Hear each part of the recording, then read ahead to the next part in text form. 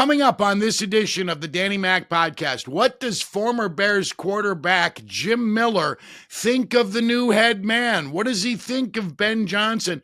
And who was Ben Johnson's earliest influence as a coach? Mills has insight on that you're going to want to stick around for, I promise you. It was a surprise to me. Hey, if you like wagering on college and pro footy, let me tell you about the same game parlay we have at Bet Rivers. Pick two or more from within the same game, and if you're correct, you win squares, and those squares are worth bonus bets, profit boosts, and jackpots of up to $10,000. It's the same game parlay at Bet Rivers. You're now watching the Danny Mac podcast on the Bet Rivers Network. The Bears are expected to name Ben Johnson as their next head coach Tuesday. Nobody better than Jim Miller from Sirius XM. Moving the chains weekday afternoons, the former Bears quarterback, to assess the new hire. If they get him, of course, we've seen this happen in the past, Jim Miller. Sometimes news conferences don't go off as scheduled. Yeah. I think everybody linked the name. It does weaken a division opponent in the Detroit Lions, and they may lose Aaron Glenn, too, which is a good thing. Obviously, Ben is a hot name.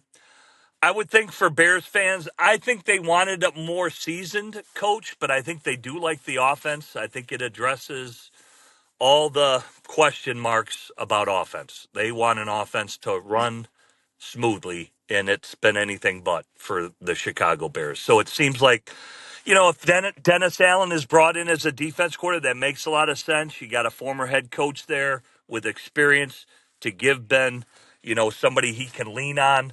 But for Ben, probably his biggest challenge, because he's had opportunities before, it was to be more seasoned, and can he command a room? Can he coach and lead men, right? We always hear that quote. Can you be a leader of men? And I think for Ben, that's really where the challenge is for him. He's going to have to be able to command a room and really, get on these guys when they need to be get on. And, there's no other way to say it. You got to be hard-nosed sometimes, and will he be able to do that? In your time spent around Lions practice, talking to Lions players and sources, what do they tell you, or what do you glean from Ben Johnson as a leader in that capacity?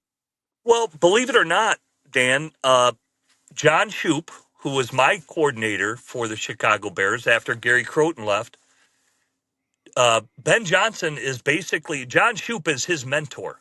All right, so basically Ben Johnson learned football or calling plays and all that from John Shoup, and he has grown. So John Shoup is a mentor for him. When we talk about coaching trees and all that, and it has been a big influence for Ben Johnson. So I think he's got a very similar demeanor. I do think he's a highly competitive guy, but I do think, hey, that's one thing that's probably the last thing you need to know is, can he get in a room and lead men? Can he do that? And will they follow? Because when things, much like a coach, when a team's evaluating a player, veteran players evaluate new coaches. Like the Bears players, they were getting a feel-out process of Eberflus. Hey, how is this guy? What is his principle? Is this something I'm going to follow? And defensively, that happened. Those guys were following that. But offensively, it was a slow roll. And so that's what we'll have to see with Ben Johnson, because those veteran players will test him now. Hey, what is this guy? Is he tolerable? Is he going to tolerate certain things? I'll give you a case in point. Mike McDaniel down there in Miami. That locker room's kind of running things, okay? Not the coach. It needs to be the other way around. How about Ben Johnson, the play caller? The Lions have put a ton of points on the board. They've got a lot of talent on that roster, but what do you like about Johnson, the play caller, Jim? Yeah, I think you've seen he can develop young players, right? You've seen Jahmyr Gibbs develop. Now, this was probably the best year of Jameson Williams' career. He's kind of growing up a little bit. He had over 1,000 yards. You'd say that about the tight end position with Laporta. But these are good players that the Lions drafted.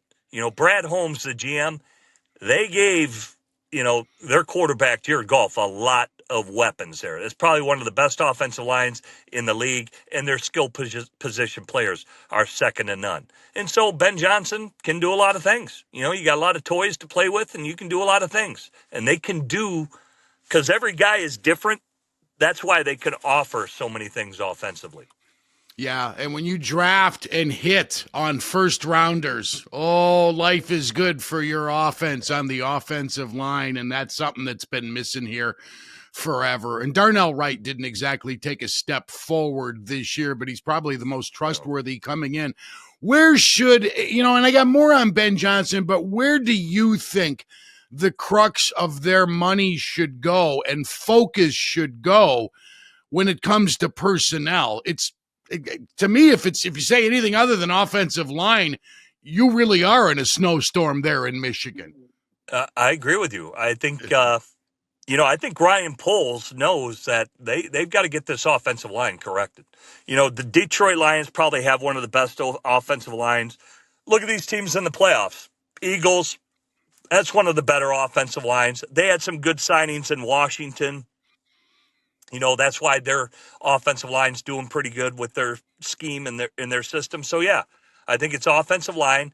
He was the most sacked quarterback in the league. You got to protect him. Part of it is on him, but it's the guys up front. It's got to be better. And the game is won in the trenches. I know drafting offensive linemen maybe isn't the most sexy thing, but the Bears need a lot of them right now. It's not good enough. Mm-hmm. Yeah, you're not kidding. How do you see the relationship between Johnson and Caleb Williams beginning and then evolving? Well, yeah, I think, it'll be a feeling out process, but Ben Johnson, yeah, I think everybody tries to be reasonable. Like if Caleb, hey, I don't like this, I don't like that. But Ben Johnson does have to be forceful of what he wants his offense to be. Caleb, I need you to do this. I need you to do X, Y, and Z. And that cannot really fluctuate at all. These things have to be done every single time. And this is how I want it done every single time. So there will be a process that Caleb is going to have to, all right, this is what I got to do here. And there will be, if it were me, this is how I want it run. And I don't want it run any other way. And so that's going to be key. So I remember when I believe it was Keenan Allen and DJ Moore, when they did fire Shane Waldron, they said, and their quotes were, he was very lax in the install, meaning in the OTAs, the install. Your attention to detail, you can't just let things go. You've got to be forceful of what you need guys to do. And it sounds like it was too lax, and they let guys get away with, you'll get it right the next time. No, we need it right this time, the first time. Not the next time, not the third time, not the fourth time, this time. So that's been part of the problem, too. I'm not going to defend Shane Waldron on much, but where were the players in that? You had 8 captains on this team. Why didn't one of them step up and say, hey, why aren't we doing something here? I agree with that, too. And here's the problem, and what I've always kind of the tail wags the dog in Chicago, meaning the players in the locker room are ruling the roost when they really shouldn't, because they haven't won anything and they haven't earned anything. But when you get outsiders like Keenan Allen, who now come in and are your leaders, they lose sight of what Bears football is. He's bringing Charger football. No, we don't want Charger football. We want Chicago Bear football. And it seemed like some of the veterans who should have been the leaders really was the younger players like Caleb who were the better leaders, in my opinion. So that's you gotta root that. The tail can never wag the dog. That's number one. With you on that wholeheartedly. Jim Miller, my guest, kind enough to join me amidst a snowstorm there in his home in Michigan. And I want to let you listeners and viewers know that I'm a thumbs up on this hire. I've not expressed my opinion yet during the show. I didn't think they would pony up for Johnson, who reportedly wanted big money, and maybe we'll get details tomorrow on the contract. The NFLPA posts players' salaries, but we don't always get coaches' salaries, which is too bad. And I think it's long overdue. Jim, coaches started getting the $10 and $12 million deals like 9 of them have today. Maybe we'll find out tomorrow that Johnson is the 10th coach to be earning $10 million or more. I didn't think they'd pay for the guy. Well, I think that's just really the going rate right now. Ownership now, at least compared to what it used to be, they try to have a lot of control on coaching staffs. Like, for instance, look at Carolina. That David Tepper is paying 3 coaching staffs right now, right? You got Matt Rule's staff, you got Frank Reich's staff, and you've got the current staff of Dave Canellis. So a lot of teams, they don't like to do that. They don't like to do that. So they like to carry coaches over. So if you get a new coach, say Ben Johnson, I'm sure the Bears are going to say, hey, do you like any of these coaches here? You know, we'd like to keep this coach. We like this coach. He's under contract. Would you consider keeping him? And that's up to Ben Johnson, whether he, if they give him that authority to say, no, I'm bringing in my guy. But most teams now, they try to control things. Like, look at Philadelphia. Nick Sirianni, he could only bring one guy from Indianapolis. They were like, no, we got our staff. Dude, you want to be a head coach? Just come here and do what we tell you to do. And that's Nick Sirianni. That's why he got the job. So he brought one guy. Yeah. And if Ben Johnson does bring Dennis Allen, that's a hugely good hire if they get him, correct? Dennis Allen is a quality coach. As for a play caller, he's excellent. I think probably his best bet is DC. A defensive coordinator position. I believe it was Manti Te'o and other players down there in New Orleans said when he went from defensive coordinator, because when you're a defensive coordinator, you're more of a friend, right? You've got that. You're the buffer between the head coach, right? And you can be playful with guys. And then when he got elevated to the head coaching position, that probably should have changed. It was too buddy-buddy, and even the players said that. So head coach maybe not be his forte, but defensive coordinator is. This guy can call plays. Go look at his numbers against Tom Brady. No defensive coordinator has done better than Dennis Allen. Okay. That's, in playing in the NFC North, which didn't do well in this postseason, but you're going to need that because it's not going away. What do you make of the North as I wrap it up with you, Jim? I mean, 3 very good teams during the regular season, but colossally disappointing playoff appearances by all 3. The Lions defense, I was shocked how bad they were over the weekend. Who do you make the favorite next year in the North? Well, you would think, I think Detroit's going to be pretty weak. They'll still be the front runner. And then you'd probably have to say Green Bay. And then Minnesota and the Bears, it's how for Minnesota, whether they're 3 or 4, how you would place them, it's really about their quarterback position. I doubt that they have Sam Darnold back, so they'll be going with McCarthy. And then it's going to be about how the Bears' offense grows, because the point totals in the NFC North were sick. And that's what hopefully Ben Johnson can correct for the Bears. Everybody's been able to outscore. It's the highest point total division in the league, what the NFC North is. So they got to be able to match the other teams point for point. Jim, thanks a bunch for the time as always. Keep the wheels on the pavement, all right? And I appreciate your time. Have a good one, man. You bet, buddy. Be good. That's former Bears quarterback Jim Miller, good old number 15, architect of the 13-3 division championship team in 0-1. You can catch him on weekday afternoons on Sirius XM.